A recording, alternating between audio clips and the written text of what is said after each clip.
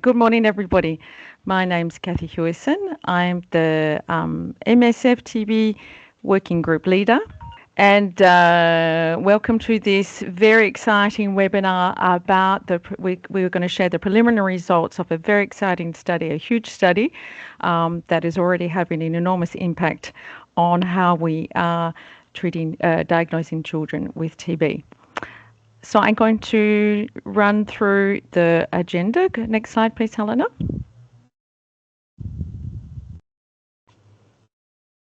Great.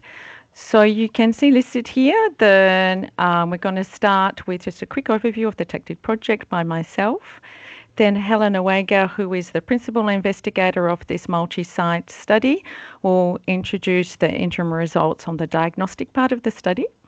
Then Cecilia, who is a qualitative researcher at Epicent, will go into the feasibility and acceptability part of the study. And then we'll have three study coordinators from the field, Bashir from Nigeria, Lazaro from South Sudan, and Maria from Uganda, who will share some of the lessons learned.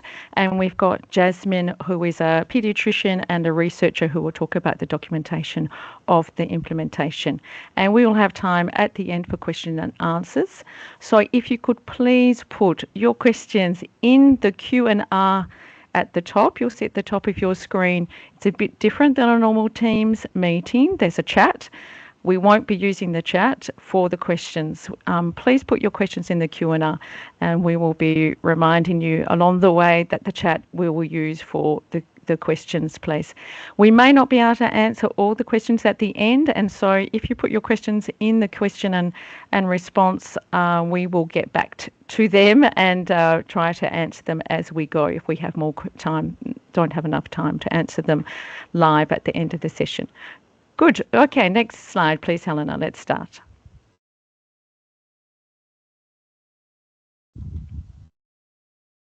So a quick overview, why the TACTIC project. So TACTIC is Test, Avoid, Cure TB in Children. And we came up with the TACTIC project because the statistics are really bad for children. Every 3 minutes a child dies. Most children with TB are never diagnosed, and that's even more true for the smaller children. So with the 2022 WHO recommendations, that gave us an opportunity to really improve the management of TB in children. We seized on that opportunity and came up with this project, which has three pillars. The first pillar is implementation. Implement WHO recommendations. So give capacity to the field teams inside MSF and outside MSF to really put in place these recommendations. And you'll see today one of the recommendations is the treatment decision algorithms that helps clinicians to make a decision, mostly based on clinical diagnosis, to start treatment in children, life-saving treatment. The second pillar of this project is the operational research, and that's exactly what we're here to get some preliminary results on today, so I won't go much into that. And then the last pillar is about advocacy. Advocacy globally for better tools to diagnose children. You'll hear a lot about treatment decision algorithms today, but you know, if we had a nice point of care test for children, we wouldn't be using these algorithms if we had a test that actually worked in children, because that is currently the problem. Most tests that we have today cannot detect the small number of bacteria that are present and making children sick with TB. So even in any setting today, the tests that we have will mostly be negative in most children. So we would like better tests, but we'd also like to do better with the tools that we have, including the treatment decision algorithms, and so we're also advocating for the implementation of those. Okay, so we'll now move on to the first speaker, Helena, who will start us off with some of the preliminary results. Thanks, Helena. Thank you very much, Kathy. So we are going to present today preliminary results from the TB ALGO PED study. This is a study to assess the diagnostic performance and feasibility of implementing two new treatment decision algorithms for pulmonary tuberculosis in children. The primary objectives of this study are to assess the diagnostic performance of these new treatment decision algorithms for tuberculosis, to document the diagnostic cascade using these new algorithms, to assess the feasibility and acceptability of implementing them. We also have some secondary objectives in the study to assess the clinical evolution and mortality at 2-month follow-up, the diagnostic yield and performance of different tests for TB and tools for diagnosing TB, to document case notification rates prior and following the TDA's implementation, and to assess the proportion of eligible children for the 4-month short regimen for DSTB in children. These are the two new recommended algorithms by WHO. So there's algorithm A and B. The only difference between the two is that algorithm A is for settings with access to chest X-ray, and algorithm B for settings with no chest X-ray. The key elements of these algorithms are to first identify children with high risk of rapid TB progression. Those are children less than 2 years old living with HIV or with severe acute malnutrition. If the child is at high risk, then the algorithm proposes to investigate for TB and proceed also to the scoring of symptoms and signs of TB and chest X-ray if available. If the child is not at high risk, then the algorithm proposes to treat for other non-TB conditions and to review at 1 or 2 weeks. The TB investigations that are used in the algorithm are the usual investigations for TB, gene expert when available, TB lung for children living with HIV, and chest X-ray if available.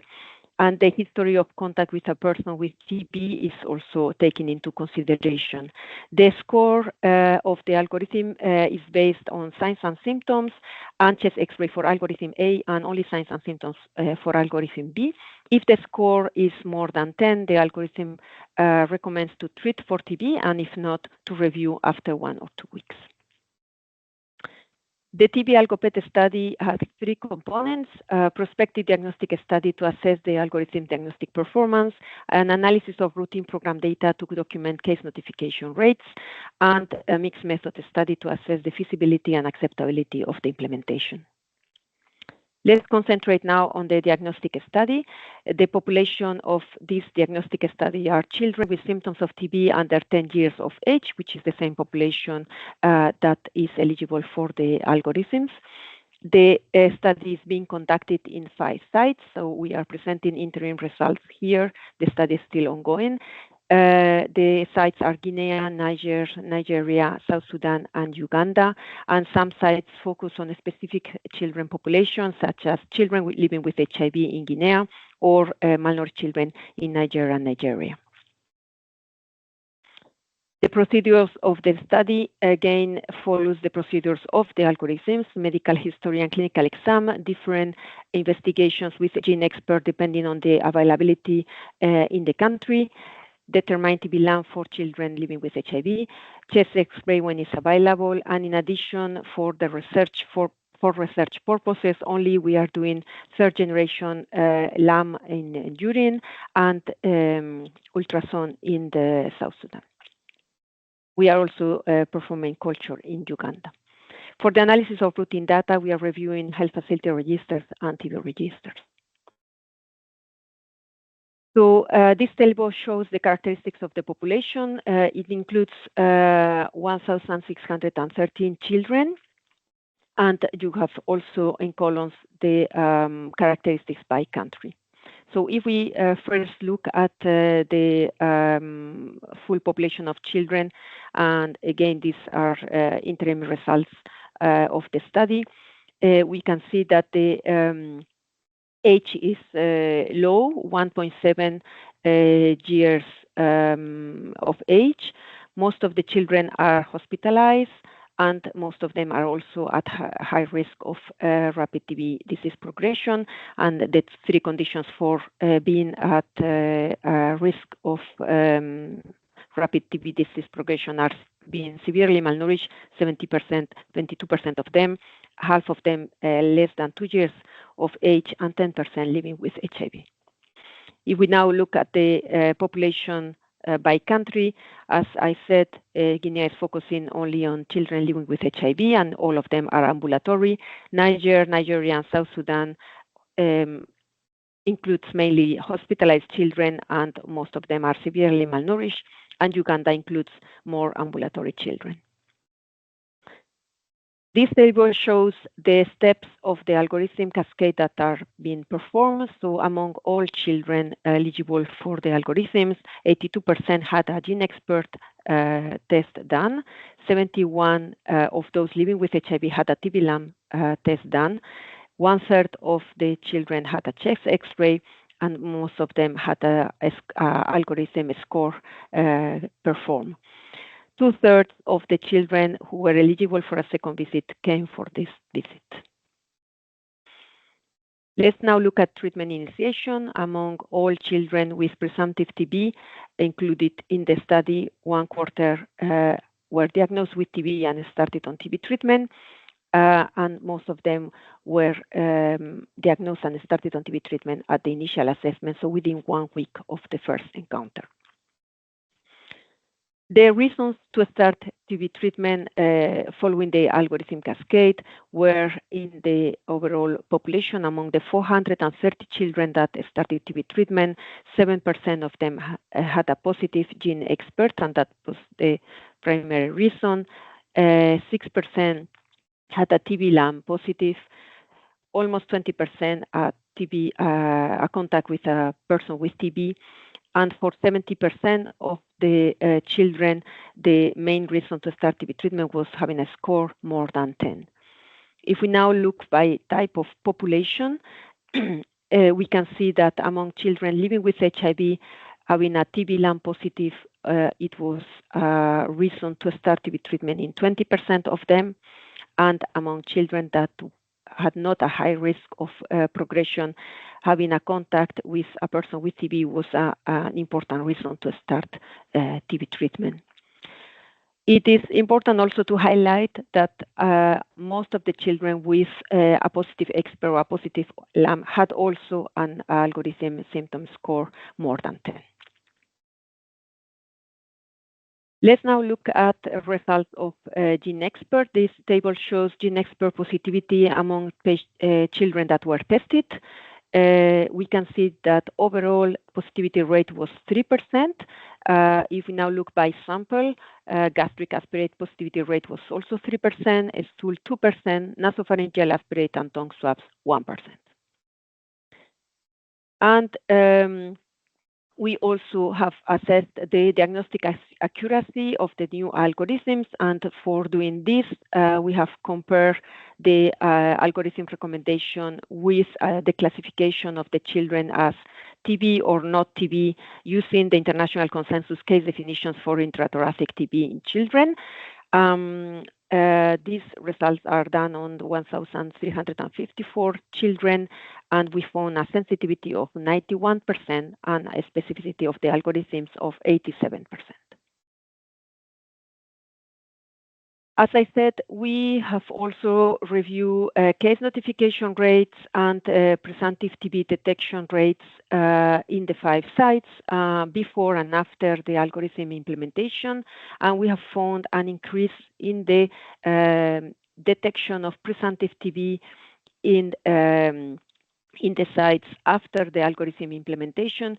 You can see in the graph in the upper part of the slide data from Nigeria.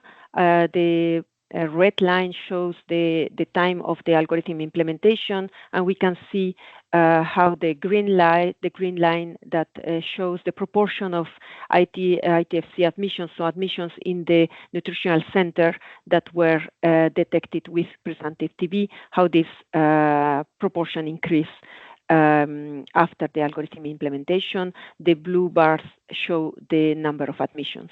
And the same graph from South Sudan, where we can see how the detection of presumptive TB also increased after the algorithm implementation. Now, these graphs show the impact on TB treatment, so on TB diagnosis and treatment. Again, the graph shows the number of admissions in the blue bars, and the red line shows the time of the algorithm implementation. The orange line shows the proportion of children started on TB treatment among those admitted. And the graph, the first graph shows data from South Sudan, the second one data from Guinea. And the table on the left shows the same data, but just as a average proportion before the implementation and after the implementation in the 5 sites. We can see an increase in all sites. In conclusion, from the diagnostic study, we have seen that the accuracy of the new algorithms was high. The algorithms led to a high proportion of children started on TB treatment, especially at their first assessment. The scores were very useful. It was the main reason to start TB treatment. The history of TB was also a key element. It was a frequent reason, particularly in children who were not at high risk of rapid TB disease progression. Gene expert positivity was low as expected, but still a reason to start TB treatment in some children. And TB-LAM was useful for diagnosis of children living with HIV.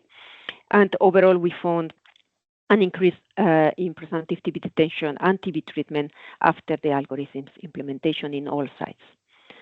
And now Cecilia is going to present interim results from the feasibility and acceptability study.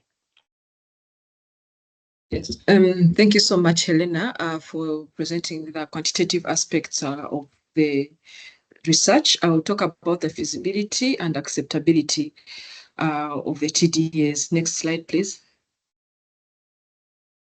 Our main research question was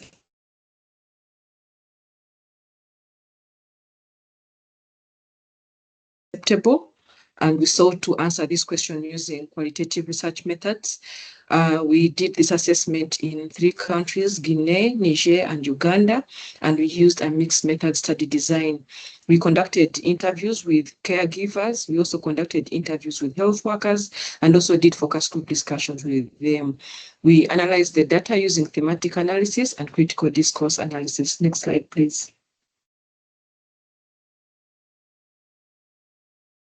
I would like to present our findings in 2 sections. One, where we shall look at the perceptions of the health workers with regards to the TDAs, and then we shall then look at the perceptions of caregivers. Looking at the perceptions of the health workers, we analyze the data looking at their perceptions before the implementation of the TDAs, and then their perceptions after the implementation of the TDAs. Looking at the health facility level, the perceptions of providers regarding barriers to TDAs, barriers to TB diagnosis. Providers reported challenges with X-ray, the access to the X-ray machine to be able to diagnose TB, which was mostly not available in many health facilities. And for those facilities where it was available, there were always breakdowns and challenges of use. On the other hand, there was also a challenge with test failures, especially regarding the use of the gene expert machine, and this arose mainly from the provider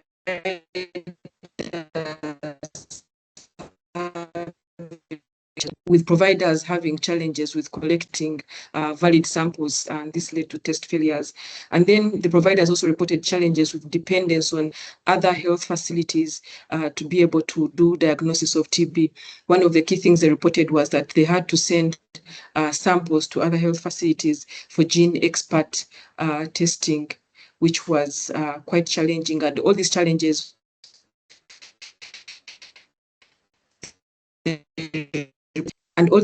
they reported led to delays in the diagnosis of TB in children. However, after implementation of the TDAs, they reported that the TDAs have helped to speed up the treatment decision when children have presented with TB symptoms. It also gives autonomy to health facilities to be able to conduct diagnosis very fast without having to depend on other facilities. For example, for testing samples and other activities. However, they reported challenges during the implementation of the algorithms. One of the key challenges reported was the workload.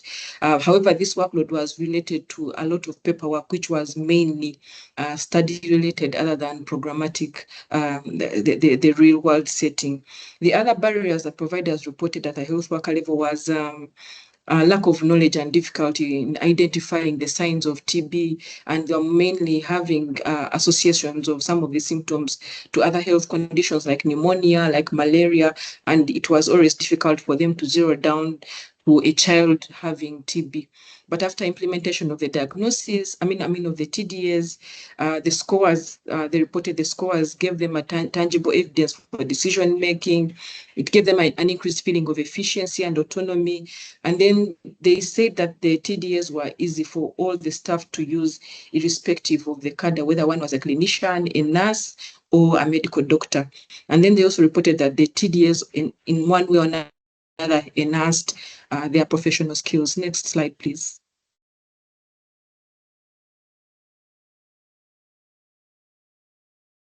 Next slide, please. Thank you. We look at how the providers report their motivation for using the TDAs, and the motivation for the use of TDAs varied across the roles of the different providers. Maybe the cadres, I may call it. For example, the doctor's motivation to use the TDAs was limited by the fact that they still needed to depend on their own autonomy as medical doctors to make a decision for treatment. For example, doctors say that even when the TDAs scored and indicated that the child actually needs to start TB treatment, they say that the algorithm was not the ultimate decision, and the ultimate decision to start treatment depended mainly on them as doctors, whether to start a child on treatment or not to start a child on treatment. On the other hand, the nurses felt enthusiastic about the algorithms, feeling a sense of recognition and pride because they were happy that with the use of the algorithms, they were able to identify cases of TB. However, for nurses who are trained but were not involved in execution of the TDAs, they remained frustrated and they felt excluded from the intervention because they say that they are the ones who are actually interfacing with the patients at the health facility, and which is true that most of these health facilities are being manned by nurses, even doing clinician roles. So they felt left out, they felt excluded from the implementation of the TDAs. Next slide, please.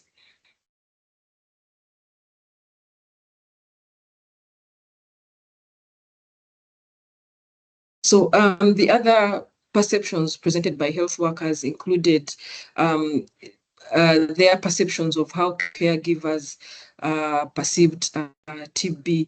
One of the key issues they reported is that most of the caregivers or the people in the community had misconceptions of TB, with the tendency of associating TB with traditional illnesses, associating TB with witchcraft, and this in the end led to delays in seeking care because they had to seek alternative treatments at the community level. Then most caregivers also had a lot of stigma regarding TB, and this affected their ability to seek treatment. However, after implementation of the TDAs, there's still a persistent challenge regarding communication between caregivers and health workers. Next slide.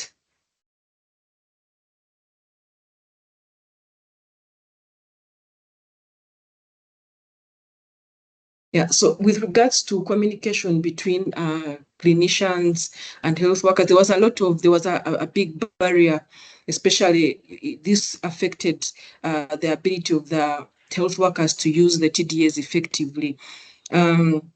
Because the health workers reported that the TDAs relied on the mother's willingness and ability to answer the questions in the TDAs. Some mothers were not able to estimate, caregivers were not able to estimate the duration of the symptoms. They were not able to ascertain the signs of TB and differentiate them. For example, telling the difference between night sweats and fevers and the like. And also some caregivers were giving vague information to the clinicians, and which made communication very difficult and the ability to score very difficult for them. But the other key challenge was also language, especially reported in Niger, where sometimes the provider and the caregiver were speaking different languages, and it was difficult to communicate and do a proper assessment using the TDAs. Next. But the health workers also report that they tried to use to have some adaptations to ensure that communication took place. One of the key adaptations was developing communication strategies during their consultation by trying to make the questions as comprehensible as possible, trying to interpret the questions, trying to reconstruct the questions to make sure that the caregivers understood the questions and were able to relate to the child's symptoms. And then the caregivers were able, the health workers were able to interpret the caregivers' answers to determine a therapeutic treatment. Next slide, please. So the caregivers' perceptions mainly highlight positive attitudes and experiences related to the diagnostic process. They expressed satisfaction with the diagnostic process at the facility. And one of the key things they mentioned was they were able to access free care. They perceived the health workers as very competent. And then they also appreciated the fact that the health workers were able to adapt the needs of the caregivers, adapt to the language, and also ensuring that the speed of treatment, and then also the quality and performance of tests was also appreciated by the caregivers. The understanding of the diagnostic process is variable depending on the cases and the country. While in Niger, they report that there was weak understanding of how the diagnostic process went. In Guinea, there was good understanding, while in Uganda, it was a bit variable depending on the different cases.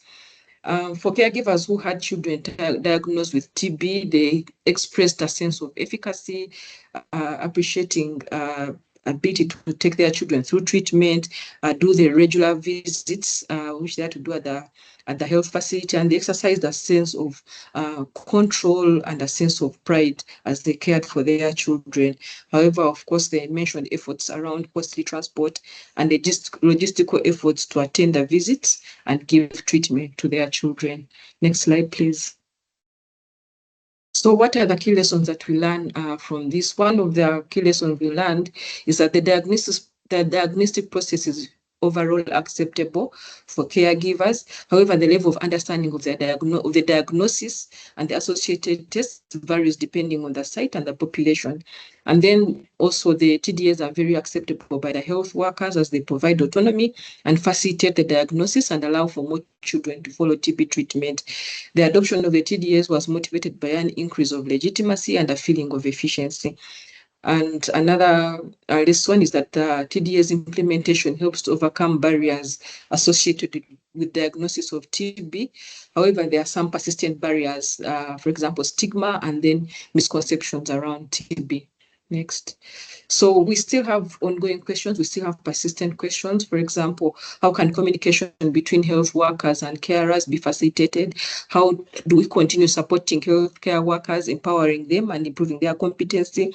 And how far should the diagnostic practices be standardized? So these are the key questions that we seek to answer in the next phase of the qualitative assessment. Next.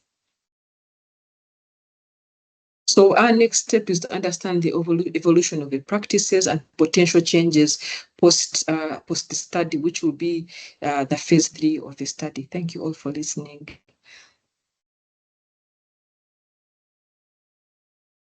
Thank you, Cecilia. Thank you for presenting the feasibility and acceptability part.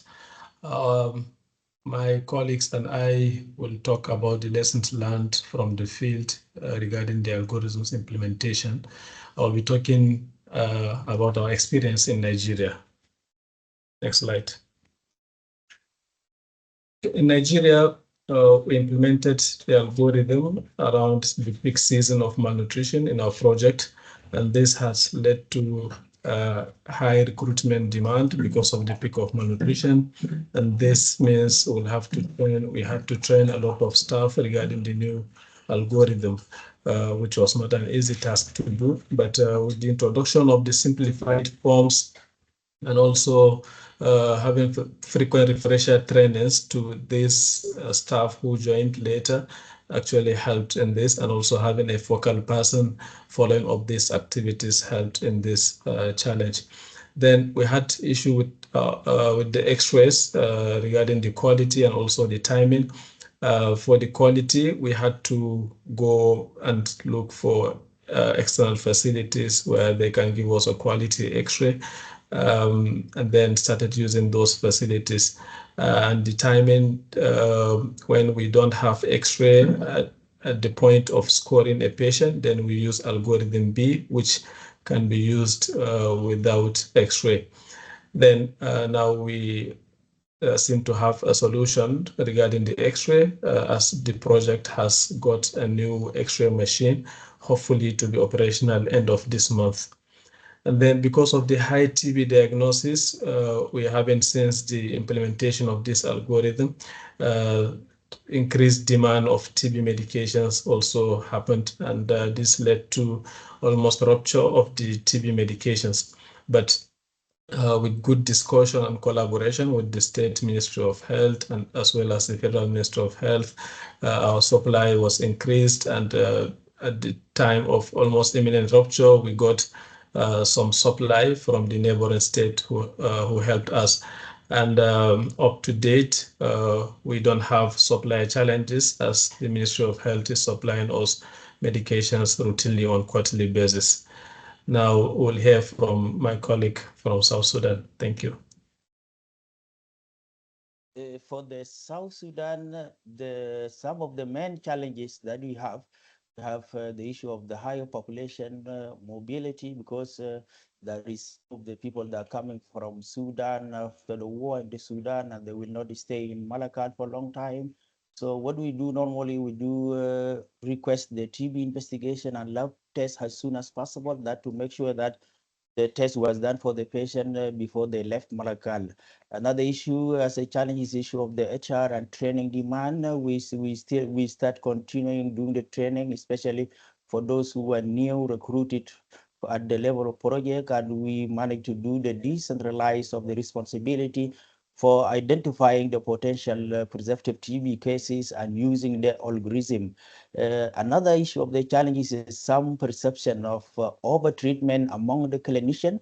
We managed to do the continuation of the training and discussion with the clinician, and at the end, we improve in terms of the decision making, especially for those who are higher risk.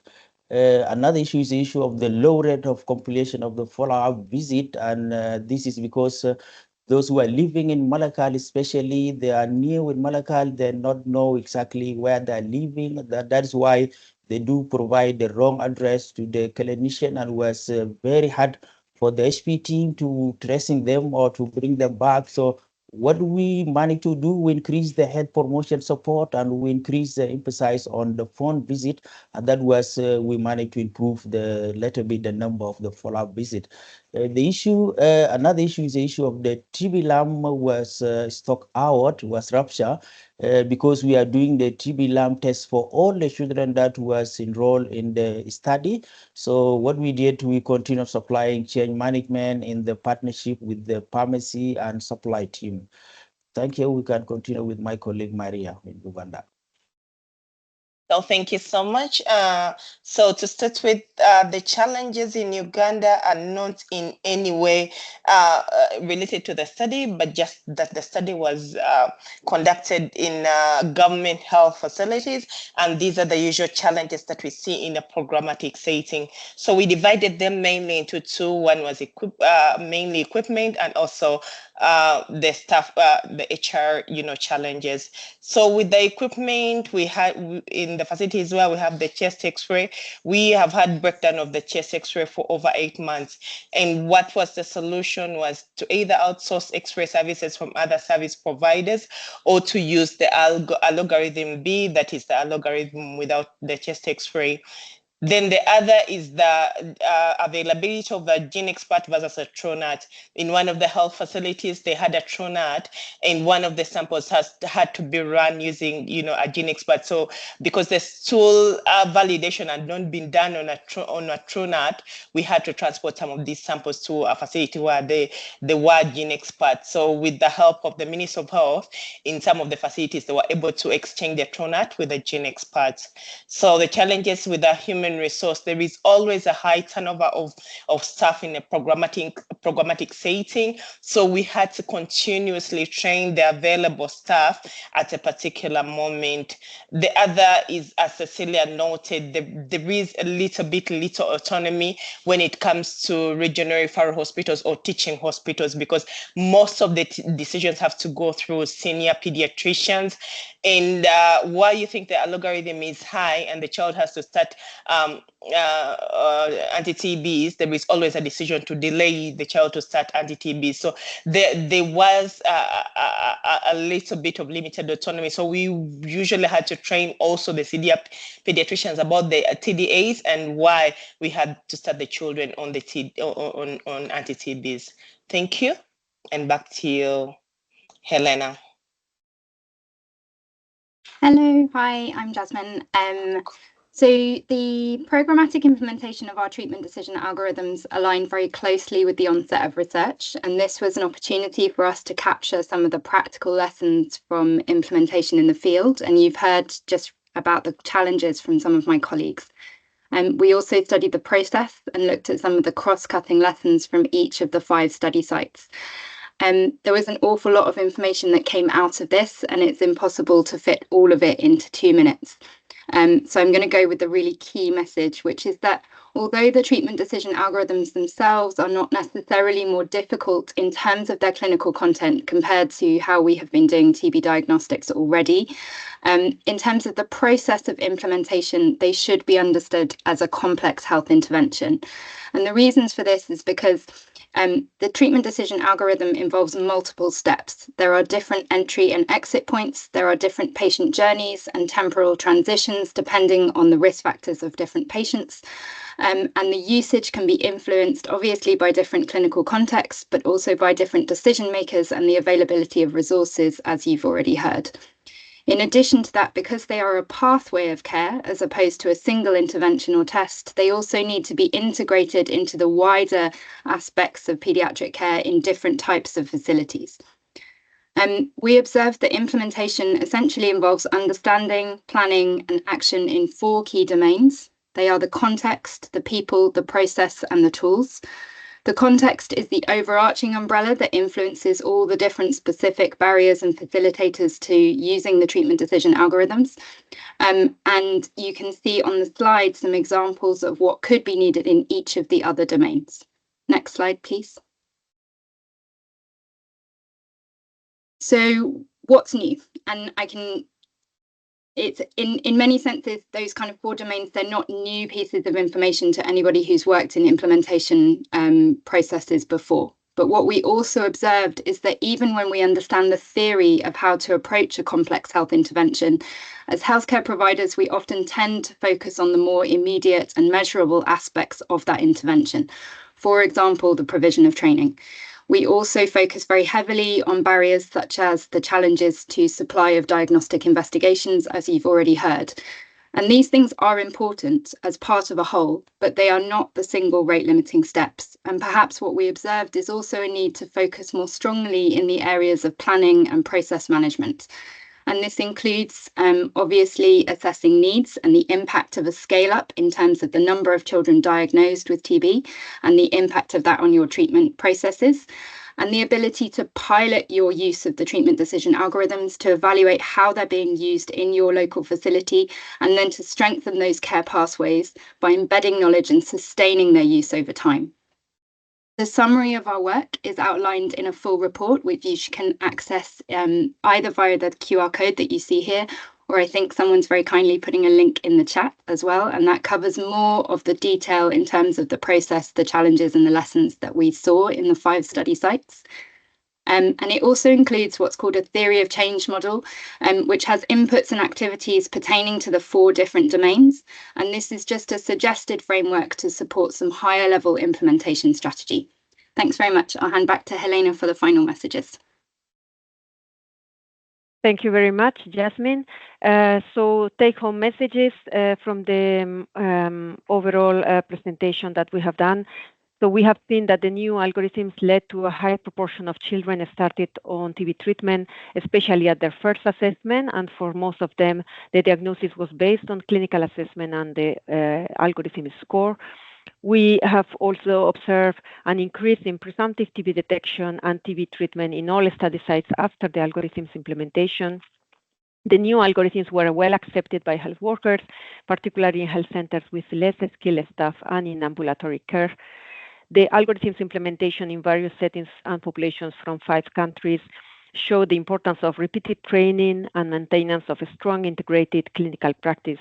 And overall, these interim results show that the new WHO recommended algorithms have a good accuracy, led to increase in TB treatment, and help health workers making TB treatment decisions for children. And if you want to know more about the TACTIC project or about the TB ALGO PED study, you can visit these web pages. We'll also put the links in the chat. And we'd like to thank, of course, all the study participants, the research team, and the partners. Thank you very much. Thank you, Helena, and thank you to all of our speakers. As everybody can see, this is a very complex study. It's in 5 countries, and as you can see, it's got 3 big components to it. So congratulations to everybody who's been involved in the field in very difficult context to have got to this point. Well done. Of course, there's a lot to still do, but this is really a great start to put some prioritization on the management of TB in children who've been neglected for so long. Okay, so we do have time for questions and answers. If anybody would like to, you can raise your hand if you'd like to ask a question. You can also put a question in the chat if you like, but the floor is open if anybody would like to ask any questions. While we're waiting, I'll fill the silence with a comment from myself. So this is really a real game changer. You have seen in these results increase in children diagnosed in the study, but it's the same when the treatment decision algorithms are implemented outside of study conditions, which is what TACTIC is doing now in 12 countries, scaling up these recommendations. So we don't have all the answers, but at least finally we have one tool that can really help address this huge gap in children being diagnosed with TB. And knowing that 96% of children who die from TB were never diagnosed and put on treatment, this is the best thing we can do. Great. So I'm just going to read a question from the chat. Helena, the question is, how did you calculate the specificity of the algorithm? And perhaps you can talk a little bit about the difficulty of the gold standard and what we are using as the reference. Thank you. Yes, thank you very much. So yes, this is a very good question. It's very difficult to assess the performance of an algorithm, a diagnostic algorithm in children for TB. As you know, diagnosis of TB in children is very challenging, and having a good reference standard to be able to compare whatever test or algorithm with that reference standard is challenging. So as this is an known situation, there have been a consensus published and an update also published on the definitions to classify children as TB or not TB. And this classification is based on the test that exists. So, for example, microbiologically confirmed TB using expert, but also unconfirmed TB using the reading from expert radiologists on chest X-ray, from interpretation of the clinical signs and the evolution of the children along the time. And on the contact with TB patient. So using all these parameters, children are classified as TB or not TB. So for the analysis of the sensitivity, children, the denominator for this analysis is using children that are classified as TB by this reference standard that is using, as I said, different parameters. And for the specificity will be those that are classified as not TB using the same parameters. So this will be children that were doing well, not put on treatment, doing well after 2 months of follow-up, that did not have any sign in the X-ray of TB, etc., etc. Thanks very much, Helena. Helena, there's another question from Martina in the chat for you. I'll let you read that. In the meantime, I'll answer the question from Katie about the scale up. So in parallel to the study, we have been doing the other pillars as well as other studies. We're also doing a study on the feasibility and acceptability of the implementation of the 4-month regimen for drug-susceptible TB for children with non-severe TB. But in the implementation arm, we are scaling up in countries where MSF is present, where the study has happened, for example, in South Sudan, in Niger, and in Nigeria, within MSF. So all of those countries have a lot of TB and a lot of MSF projects. So they're scaling up now. We have a local doctor who is implementing, going around to the different projects. And we are also expanding to other countries. So there's 12 countries: Somalia, Mozambique, Pakistan, Philippines. I'm going to forget one, aren't I? Yes, I've forgotten some already, but it's to other countries. And then we're also advocating and working with the projects to advocate nationally for scale up, and in some countries we are assisting the national program with their implementation, for example, in Niger. I hope that answers your question, Katie. So, Helena, let you answer Martina's questions, and then I'll go to the hands that have been raised. Go ahead, Helena. Yes, I don't know if you are talking about a question that I can see in the Q&R about the sputum. I will answer this question. I will try to find another one if there is another one. No, it was the one from Martina. I already answered the one about the sputum in the chat. So I let you have a look, and I just go to one of the participants with their hand up. So over to Garrett Ahmed. Please go ahead with your question. Just let us know who you are too when you answer your question, please, Garrett Ahmed. Go ahead if you can. I think, Celine, you might have to unmute Garrett for him to be able to speak. Go ahead, Garrett. Thank you very much. Yes, my name is Garrett Ahmed, and I work with MSF. I'm an NTL in Nigeria in a different project, not the study project where Dr. Bashir was presenting. And look, I was looking at in most MSF contexts, we are in resource limited areas where access to gene expert and X-rays are quite limited. And from the presentation from our colleagues, we had the vagueness of history where mothers do not have like the capacity to tell you the whole story, the onset of and clinical presentations and all that. And again, it's quite sensitive. The scaling system is quite case sensitive. And the moment you don't have X-ray, you don't have gene expert. And if you say contact alone, and then you're going to treat. If you say, let's say you're scoring by in fever of 2 weeks, you have 10 points already. And we say above 10 points, you will establish a treatment. So I wanted to ask, in the longer term, with this kind of very case-sensitive approach algorithm, are we going to, as there are risk in the longer term, to contribute to drug resistance in the longer term? Okay, thanks very much for that question. I can answer that, or Helena, did you want to answer that, or would you like me to answer that? I'll answer that. And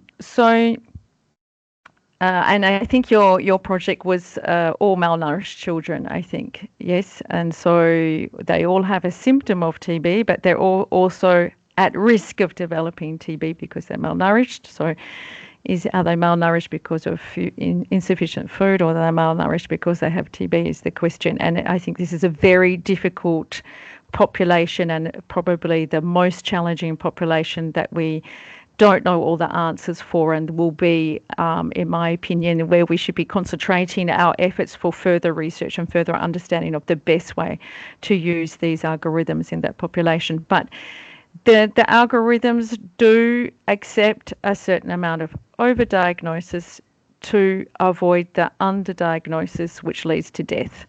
And death happens quickly in risk groups such as under 2-year-olds, malnourished, or those co-infected with HIV.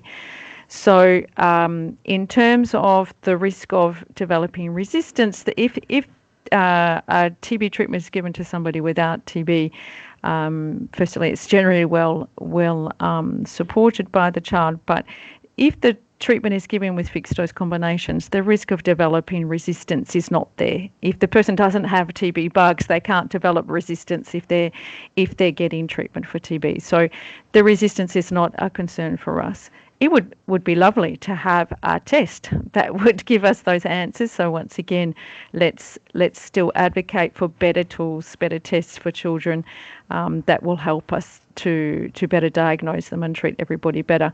In the meantime, I think we still have some open questions on these treatment decision algorithms, specifically in malnourished children, and we'll keep on working on that. So great question. Thank you, Garrett. So second question from Johnny Falconer. Johnny, could you introduce yourself? And Celine, would you mind to open his mic? Go ahead, Johnny. Hi, thanks. So I'm Johnny Falconer. I'm working in the Operational Research Unit at SAMU, the South African Medical Unit with MSF. And I thought it was a brilliant presentation. Thanks so much. Talking to the implementation side of it, it looked like there was lots of work that had to be done to implement this effectively. And I wonder if you could speak to what were the most impactful implementation methods you used, and how sustainable this is likely to be going forward after you lose quite a lot of the infrastructure of the study team implementing it effectively. This is a wonderful question. Jasmine, would you like to answer that question? Go ahead. I can give it a go, and then if I miss something, you can chip in. Thanks for the question, Johnny. It's excellent and very pertinent in the sense that I think that's something we're also asking ourselves.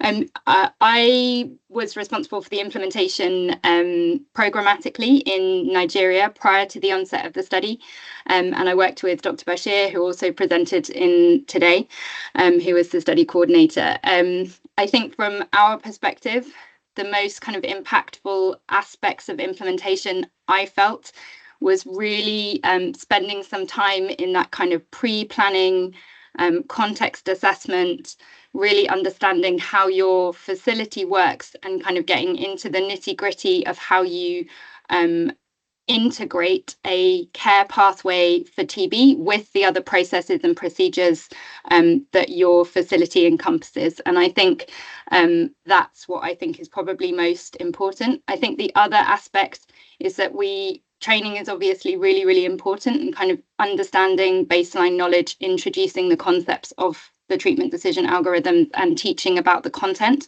But even more than that, I think what is more important is that consistent clinical supervision and re-evaluation of practices over time. And for me, it's really about that kind of monitoring and evaluation side, and how we continue to look at our practice, to critique it, to improve, and to embed good practice over months and years rather than just over weeks. And I think that's probably what will make these algorithms as effective as they possibly can be.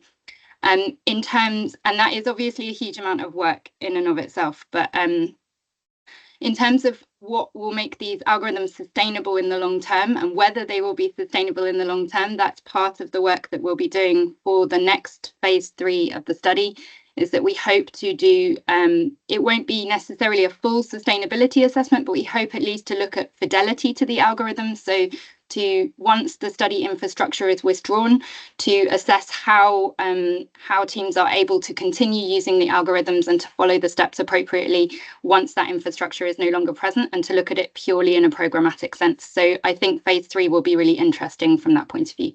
I hope that answers everything. And Kathy, feel free to chip in if I missed something. No, I think that's very, very nice response. Helena, did you find Martina's question? Would you like to answer to that for everybody? Thank you so much. Yes, totally. Sorry for that. Yeah, thank you very much for the question. Yeah, so the question is about children, where the algorithm proposed to treat directly children that are that have a close contact with a person diagnosed with TB.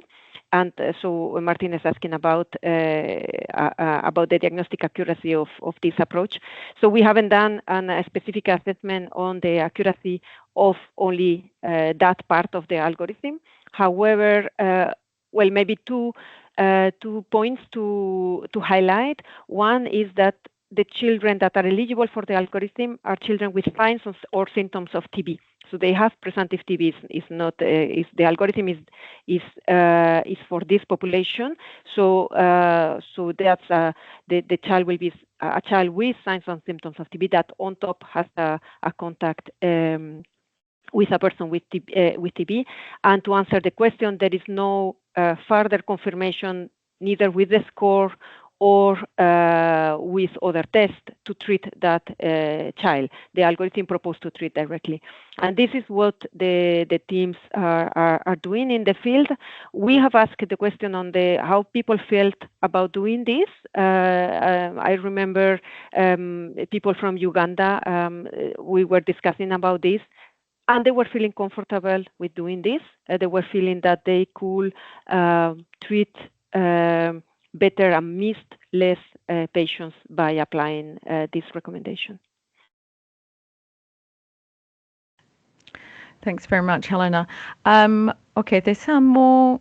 Feel free to put your hands up. We still have 1 or 2 minutes. There's some more questions in the chat, so I'll ask the presenters to please answer those. And I'll just have a look to see if there's another one that we can answer live. I think there's maybe a question on the acceptability that is interesting that maybe Cecilia can answer, or Helena or somebody else, about. Did we note that clinicians were hesitant to start the treatment based only on the treatment decision algorithms, and were sometimes they waiting for expert results? And I think this is a very good question, because unfortunately a lot of people and a lot of programs actually still think that you will get a positive result from a child with TB, which is absolutely false. Even if you're in the USA, America, in the UK, in Australia, wherever you like, most children, the vast majority, will never have a confirmation of their TB. And this is a barrier. So do you want to talk about that, Cecilia? Do you know the answer to that? Or maybe Jasmine, one of you like to open your mic and give us your... Yeah, Maria can also maybe answer to Maria? this, or Dr. Bashir.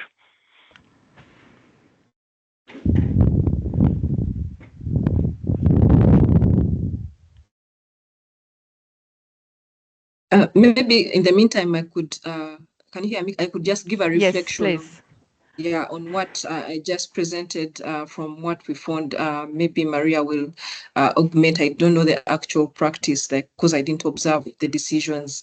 Yeah, but from what they were saying, for example, like I've mentioned that for the health workers who are not necessarily clinicians, who expressed like favorable attitudes towards the use of the algorithm, because for them it was like it gave them confidence to make decisions, irrespective of whether they had the diagnostic tools or not. So for them, they are reporting confidence, much as it was mainly being used by the clinicians to diagnose. And actually, from the clinicians we interviewed, they also had favorable attitudes towards it, especially the ones that we interviewed in Uganda. Like we've seen the case for Niger, that the doctors felt that this was overriding their autonomy as medical doctors. So they are saying that whether the TDA is there and it's scoring right, I make the ultimate decision. So you can see that they still want to override it to make a decision. But maybe someone else can supplement. But that's what I could gather from the That data. was, Thank you. yeah, that was very insightful. Thank you very much, Cecilia. Jasmine, would you like to say something on that? Yeah, I can make a quick comment. I think it's absolutely true that I think in many places there is the kind of baseline standard, and the current knowledge is still very much to wait for test results before making an absolute diagnosis. And this is where the algorithms are really trying to shift the dial, is that the diagnostic tests are helpful and useful, but they are an adjunct to clinical decision making, and that clinical decision making should not be delayed. And I think this is really the power of the algorithm, is that it stresses that, and it makes a line in the sand in terms of giving us a threshold to make that diagnosis. I think Cecilia's point is also really important, and this comes back to the importance of your context assessment when you start to implement these algorithms, about really understanding the facility where you're working and the healthcare workers who are providing care, and what their baseline knowledge and tools are, because you can see the difference in decision making. Certain levels of training or medical background may want to use these tools or to question the score in a different way to somebody else. And I think what's really important when we go through training is that that's the importance of clinical supervision, is that we look at these cases and we say, okay, if you are going to abdicate from a score, if you are in a position, you have the clinical knowledge and to be able to interpret and come up with other differential diagnoses for why this child might have these signs or symptoms, you need to then be able to really clearly justify why you are abdicating from the score and what your clinical reasoning is. And you also need to consider very strongly whether actually, instead of not treating for TB, you should be treating as a co-diagnosis. So you should also be treating for more than one condition at a time. And that's not, it's not necessarily always an either or situation, particularly when we work in contexts where diagnostic tests are limited and we don't always necessarily get the answers. So I think it comes back to how you educate and how you discuss about the algorithm, comes back to that initial really understanding your context, your facility and your staff, and how you introduce it and how you educate about it. And I think what we found in Nigeria is that we worked very closely together with Dr. Bashir and all the other doctors, and we came to that happy medium where it was possible for people to understand the value of the algorithm, and also to understand that their clinical decision-making capacity was still respected, and to use the algorithms effectively. Thank you. Okay, fantastic. Thank you, Jasmine. Okay, so we're going to continue to answer the question and answers in the chat. Celine, can you just give me a technical answer? If we close the webinar, can people still see the chat afterwards if we continue to answer them as follow-up questions? I think they can. Yes, I think they'll be able to see them in the Teams channel. Yes? Okay, great. Okay, so what we'll do then is we'll close the webinar here as planned. Thank you very, very much for your participation, and we'll respond to your questions in the Q&A. If you missed half of it or you'd like to hear it all again, there is another session today in English at, 3 o'clock, I think. And we have also a session in French, if you prefer, at 12 o'clock. So you're welcome to come again. Great. So thank you again to all our presenters and for all the hard work done by the field teams and the other teams. And we look forward to seeing this data analysed and presented this year at the Union, as well as published soon. Thank you very much, everybody.